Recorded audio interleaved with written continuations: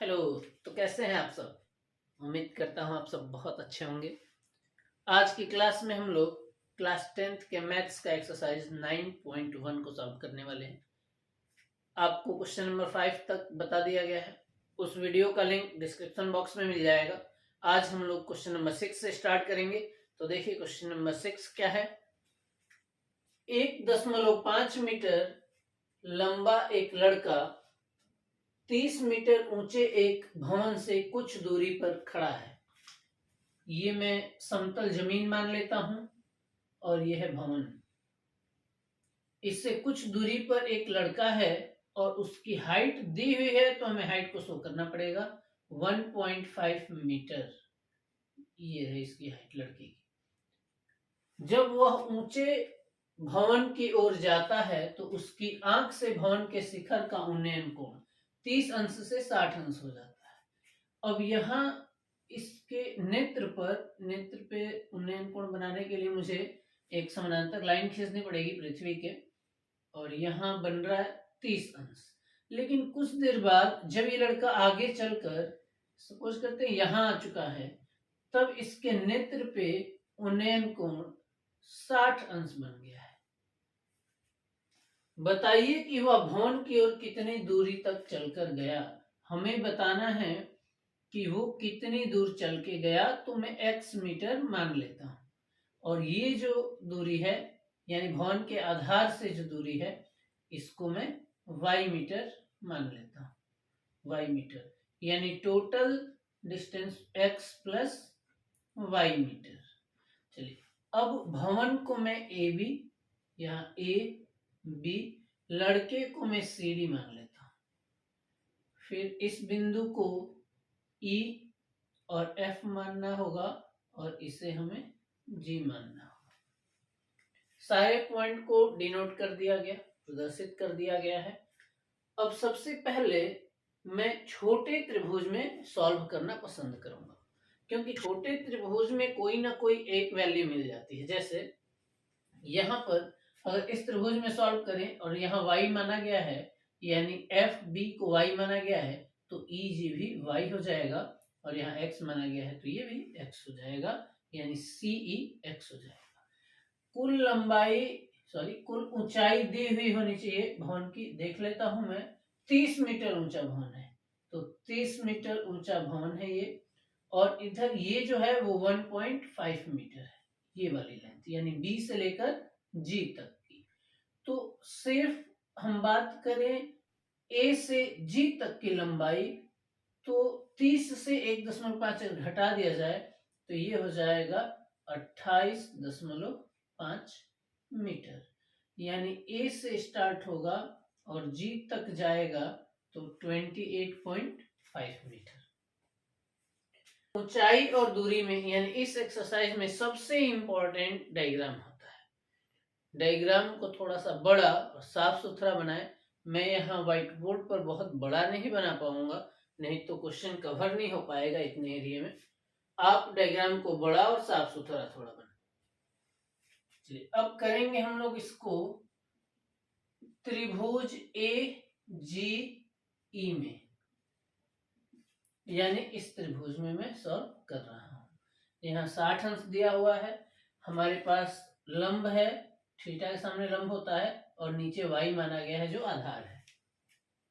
तो tan 60 अंश बराबर लंब यानी 28.5 और आधार यानी y।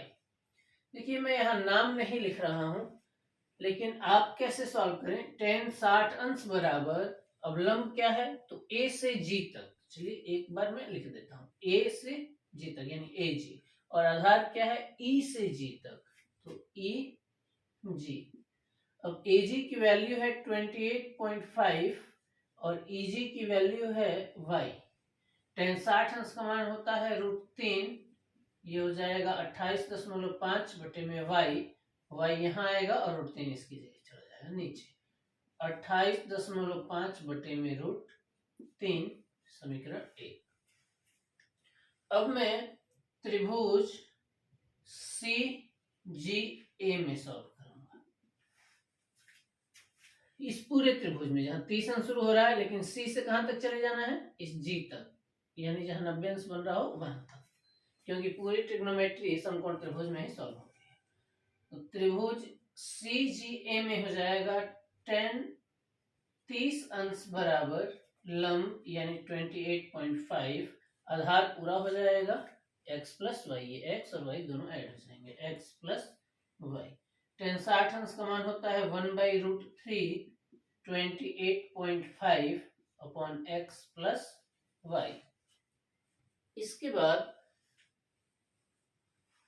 ये क्रॉस मल्टीप्लाई होगा तो x प्लस वाई इक्वल 28 को मल्टीप्लाई करूंगा √3 से 28.5।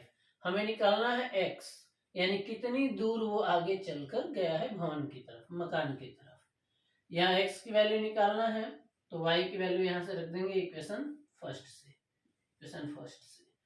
28.5/√3 इक्वल 28.5। देखिए यहाँ √3 है, क्रॉस मल्टीप्लाई में यहाँ छूट गया है तो मैं √3 लिख देता हूँ, यहाँ भी हो जाएगा √3। अब यहाँ से x की वैल्यू मिलेगी 28.5√3 यानी ये वैल्यू, और ये आ जाएगा इधर -28.5 अपॉन √3। x इक्वल √3 और √3 3 हो जाएगा 28.5, और ये √3 इंटू 3 हो जाएगा 3। √3 और √3 3 होने के बाद 28.5। x इक्वल मल्टीप्लाई कर दें, 3 5 जा 15, कैरी 1 है, 8 3 जा 24 और कैरी 1 25, इस बार कैरी 2 है, 6 और 2 8 हो जाएगा, -28.5 अपॉन √3। x इक्वल देखिए 0.5 माइनस हो गया, अब ये 15 है और 8 माइनस हो रहा है तो 7 हो जाएगा, और यहाँ से 7 से 2 लेस होकर 5 हो जाएगा, अपॉन है √3। √3 से मल्टीप्लाई और √3 से डिवाइड करना है, तो x इक्वल 57 √3/√3 और √3 होगा, 3 से इसको कैंसिल करेंगे, 3 1 जा 3 और 3 9 जा 27 √3 मीटर। ये आपका आंसर होगा।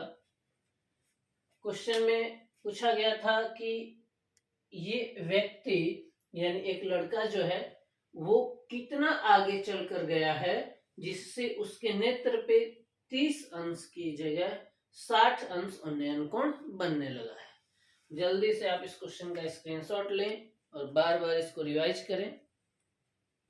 क्वेश्चन नंबर 7 में बोला जा रहा है, भूमि के एक बिंदु से एक 20 मीटर ऊंचे भवन के शिखर पर लगी एक मीनार के तल। तो पहले से यहाँ एक भवन है और उसके ऊपर एक मीनार है। जैसे कई घरों के ऊपर आप लोगों ने टावर देखा होगा किसी कंपनी का, जो हमारे मोबाइल में सिग्नल देता है, वो टावर तो अब घर के ऊपर ही लगा दिया जा रहा है, वो जगह की कमी होने के कारण। तो यहाँ मान लो आप कि यहाँ से यहाँ तक ये एक मकान है, भवन है, तो भवन के शिखर पर लगी और इसके ऊपर एक लग जा रही है मीनार। अब भूमि पर स्थित किसी बिंदु से, तो इस बिंदु को मैं ए मान लेता हूं कि ए से देखा जा रहा है तल और शिखर के उन्नयन को। जब ये ऊपर मीनार जो ये लगी है इसके तल को देखा जा रहा है एक बार, और एक बार इसके शिखर को देखा जा रहा है। तो जब तल को देखा जा रहा है तो 45 अंश का कोण बन रहा है, और जब शिखर को देखा जा रहा है तो 60 अंश का कोण बन रहा है। मीनार की ऊंचाई ज्ञात कीजिए। ये भवन दिया हुआ है कि 20 मीटर है, ये भवन है और ये इसके ऊपर लगी हुई मीनार है। तो यहां मैं मीनार लिख देता हूं। मीनार की ऊंचाई ज्ञात करना है तो इसको मैं h लिख देता हूं। माना मीनार की ऊंचाई बराबर h, माना मीनार की ऊंचाई बराबर h मीटर। ए बी, इस पॉइंट को C और इस ऊपरी सिरे को D कह लेते हैं। पहले 45 अंश में हल होगा। पहले छोटे त्रिभुज में आप सॉल्व करोगे तो एक वैल्यू मिल जाएगी। अब इसमें आधार नहीं है तो आधार को x लिख ले या ए बी ही रहने दीजिए, आपकी इच्छा। चलिए मैं x लिख देता हूं, इसको x मीटर मान लिया गया है ए बी को, तथा ए बी बराबर x मीटर, यानी दोनों को माना गया है x मीटर। त्रिभुज ए बी सी में tan 45 अंश बराबर लंब बटे आधार, परपेंडिकुलर अपॉन बेस। तो लंब है यहाँ BC और आधार है AB। BC यानी 20 और AB यानी x। यहाँ डायग्राम से देख के वैल्यू रख रहा हूं मैं। tan 45 अंश का मान 1 होता है, 20 बटे में x क्रॉस मल्टीप्लाई कर दे रहा हूं तो x की वैल्यू 20 मीटर। चलिए x का मान आ गया है, इसको इक्वेशन बना देता हूं मैं। और अब बड़े त्रिभुज ए बी डी में सॉल्व करूंगा। त्रिभुज ए बी डी में 60 अंश दिया हुआ है। त्रिभुज ए बी डी में tan 60 अंश बराबर लंब, तो पूरी हाइट कितनी होगी? पूरी हाइट हो जाएगी, यहाँ h है और इधर 20 है, तो h प्लस 20 मीटर की हाइट हो जाएगी पूरी, यानी B से लेकर D तक की हाइट। तो परपेंडिकुलर होगा क्या? BD और बेस वही AB, तो BD की वैल्यू h प्लस 20 अपॉन नीचे AB की वैल्यू x है, x की वैल्यू यहाँ 20 हम लोगों ने निकाल रखा है। tan 60 अंश का मान होता है √3 बराबर h प्लस 20 बटे में x की वैल्यू 20 रख लेता हूँ, इधर मल्टीप्लाई कर देता हूँ मैं ना, इधर मल्टीप्लाई कर दूंगा 20 को √3 से। आगे ही सॉल्व कर रहा हूं मैं, हो जाएगा इसमें मल्टीप्लाई तो हो जाएगा 20√3 इक्वल h प्लस 20। अब देखिए h की वैल्यू चाहिए तो इस 20 को भी ट्रांसफर कर दीजिए, पक्षांतर कर दीजिए, तो 20√3 माइनस 20 बराबर h, यानी h की वैल्यू यहाँ से अगर 20 हम लोग कॉमन ले लें तो हो जाएगा √3 माइनस 1। यहाँ 20 और 20 कॉमन हो गया तो इस 20 की जगह कुछ नहीं है इसलिए मैंने 1 लिखा है, यहाँ तो √3 रह गया था। अगर आपको परफेक्ट वैल्यू चाहिए, रूट में नहीं चाहिए, वैसे ये मीटर में करके अगर हम इसको आंसर लिख दें तो ये सही है, लेकिन परफेक्ट वैल्यू चाहिए तो 20 और √3 का मान 1.73 2 माइनस 1। h का मान हो जाएगा 20 इंटू 1 को माइनस कर दिया जाए 7 3 2 हो जाएगा। फिर h की वैल्यू यहाँ से आपको इजीली मिल जाएगी। h इक्वल 20 से मल्टीप्लाई कर देते हैं, 2 2 जा 4, 2 3 जा 6, 7 2 जा 14, 3 प्लेस पर पॉइंट लगाते हैं इसका 0 लिखने के बाद यहाँ, तो 14.64 मीटर इसका परफेक्ट आंसर आ जाएगा। क्वेश्चन नंबर 8 में एक पेडेस्टल के शिखर पर एक 1.6 मीटर ऊंची मूर्ति लगी है। पेडेस्टल का मतलब होता है आधार, चबूतरा जिसको कहते हैं। ऐसे ही आधार पहले बना दिया जाता है और इसके ऊपर फिर मूर्ति को रखा जाता है। ये पेडेस्टल है नीचे वाला। पेडेस्टल के शिखर पर एक 1.6 मीटर ऊंची मूर्ति लगी है। भूमि के एक बिंदु से मूर्ति के शिखर का उन्नयन कोण 60 अंश और उसी बिंदु से पेडेस्टल के शिखर का उन्नयन कोण 45 अंश है। ठीक ये क्वेश्चन नंबर 7 की तरह ही है। यहाँ मैं सबसे पहले भूमि बना ले रहा हूं और उसके बाद यहाँ से इतना पेडेस्टल की हाइट बना ले रहा हूं। ये रहा पेडेस्टल। यहाँ कह रहे हैं कि 1.6 मीटर ऊंची मूर्ति लगी है, तो यहाँ से फिर ऊपर मूर्ति बना लेते हैं। यहाँ 1.6 मीटर की मूर्ति है। मूर्ति को मैं ए बी कह देता हूं, पेडेस्टल को बी सी, और कोई एक बिंदु है डी जहां से हम देख रहे हैं। मूर्ति के शिखर का उन्नयन कोण 60 अंश है। तो जब मूर्ति के शिखर को देख रहे हैं तो 60 अंश बन रहा है, और उसी बिंदु से पेडेस्टल का शिखर, तो पेडेस्टल तो ये रहा, ये बी सी, तो इसके शिखर को जब हम देख रहे हैं तो बन रहा है 45 अंश। यहां लिख देता हूं मैं 45 अंश। बिंदु बी यहां है। इसमें पेडेस्टल की ऊंचाई हमें ज्ञात करनी है। तो पेडेस्टल की ऊंचाई को h मान लीजिए, h मीटर, और ये जो आधार है इसको x मीटर माना। पेडेस्टल की ऊंचाई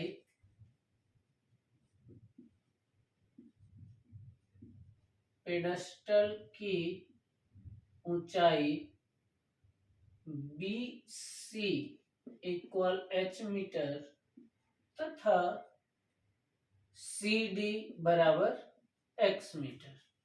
मैंने बताया है आपको कई बार कि पहले छोटे वाले त्रिभुज में हल करिए, जिसमें या तो आधार छोटा हो या लंब छोटा हो। तो यहाँ लंब छोटा B से C तक है।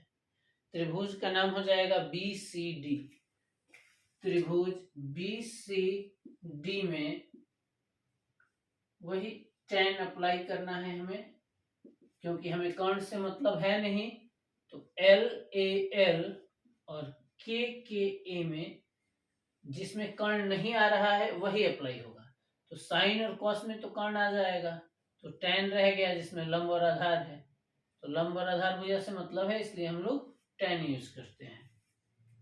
tan 45 अंश बराबर लंब हो जाएगा B से C तक और आधार हो जाएगा CD।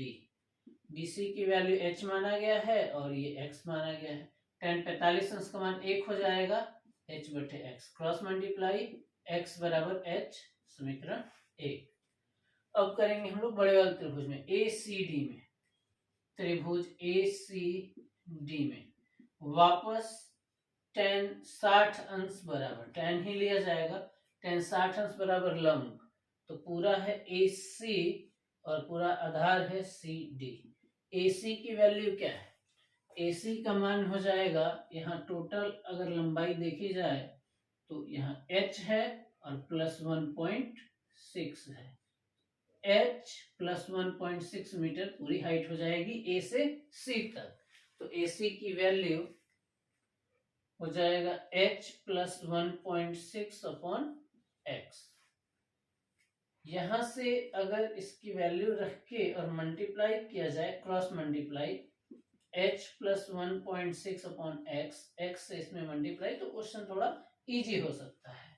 यहां कर लेते हैं x से मल्टीप्लाई, और x की वैल्यू क्या है?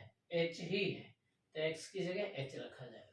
अब अंडर रूट 3 और ये हो गया इधर x इक्वल h प्लस 1.6।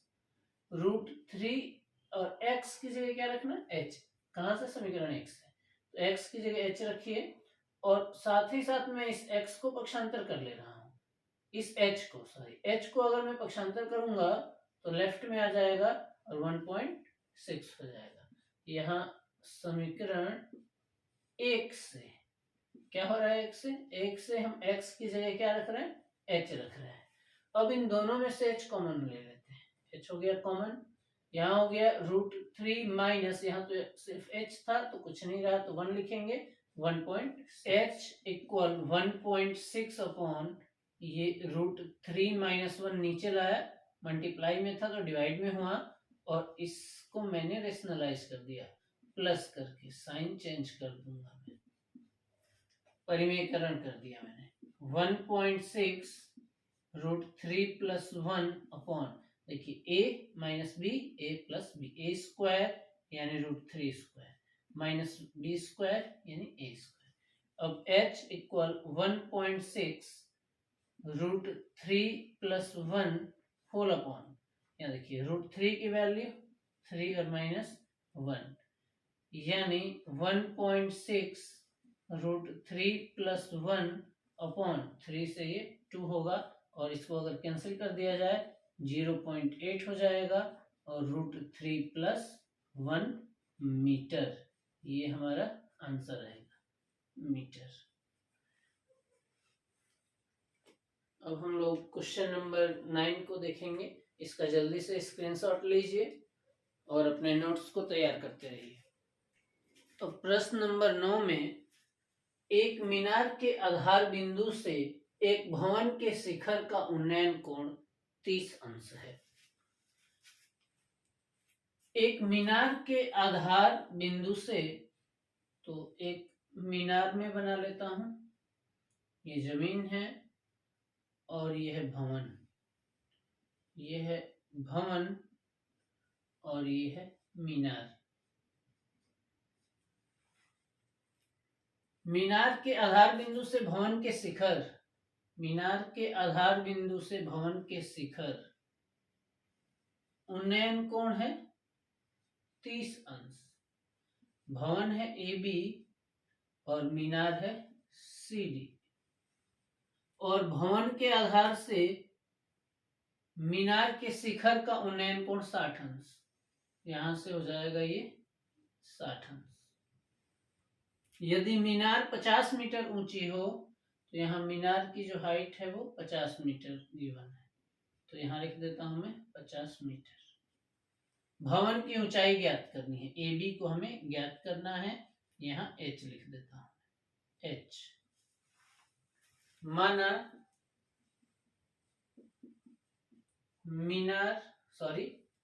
माना भवन की ऊंचाई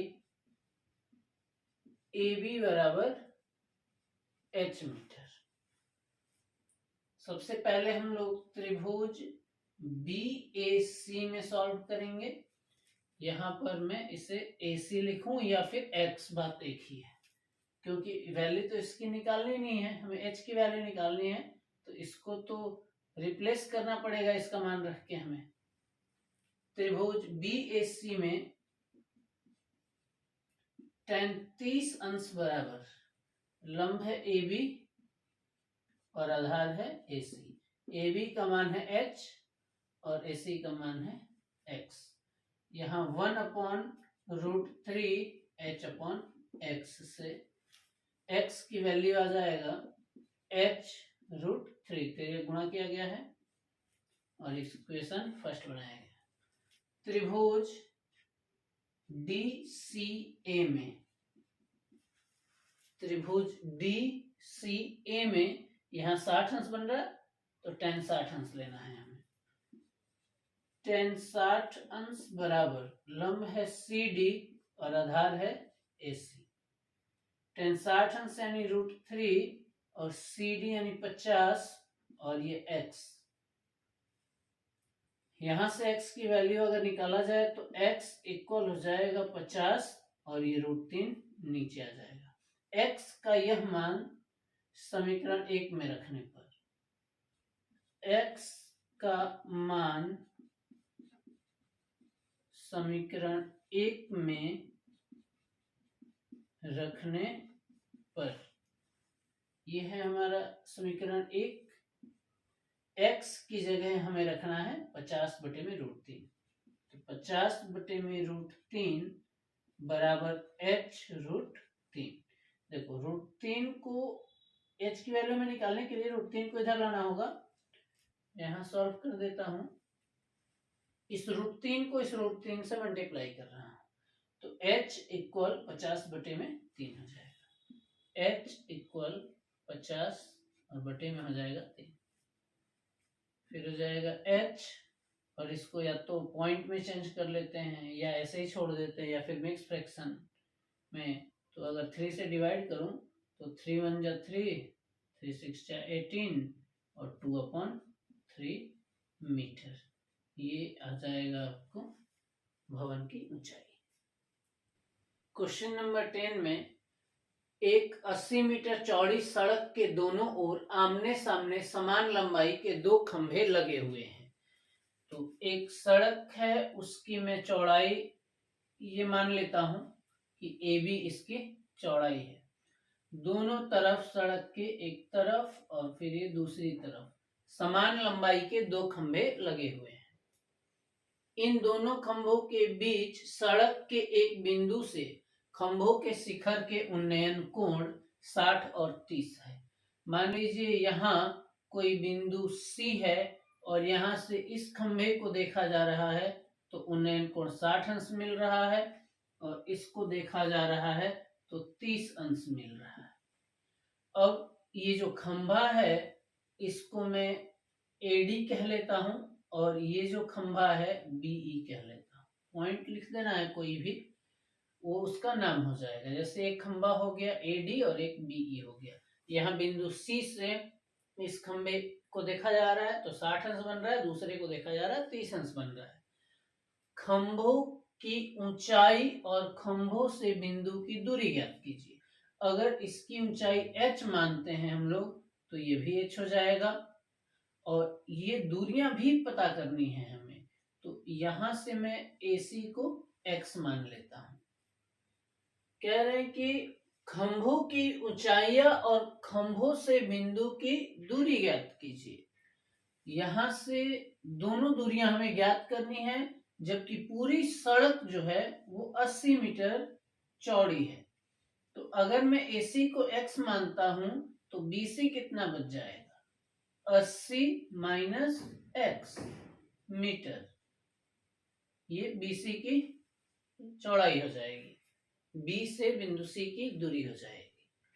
तो मैं करूंगा सबसे पहले त्रिभुज DAC में और लिखूंगा tan के लिए tan 60 अंश बराबर लंब यानी h, आधार यानी x। tan 60 अंश का मान रखना है, √3 हो जाएगा और h अपॉन x। यहां से अगर x को पक्षांतर करके h की वैल्यू निकाल लें तो ये आ जाएगा √3x, इक्वेशन फर्स्ट।